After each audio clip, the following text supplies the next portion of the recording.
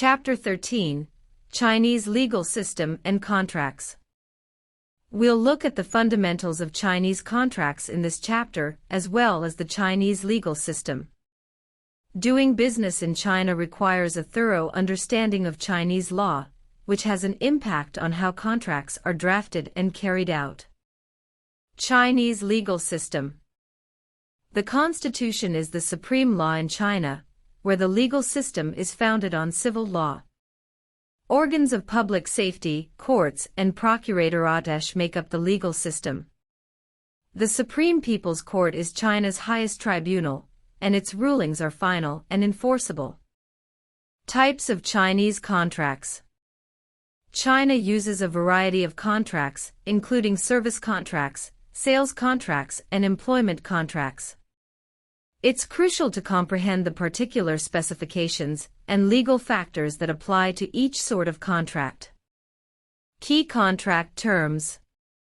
The scope of the contract, payment terms, delivery terms, and dispute resolution processes should all be included when creating contracts in China.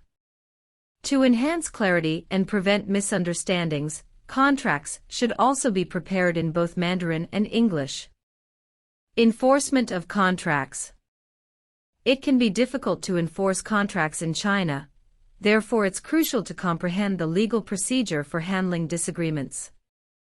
It is crucial to incorporate these tools in contracts to promote resolution, because the Chinese legal system highly favors mediation and arbitration. Intellectual property protection.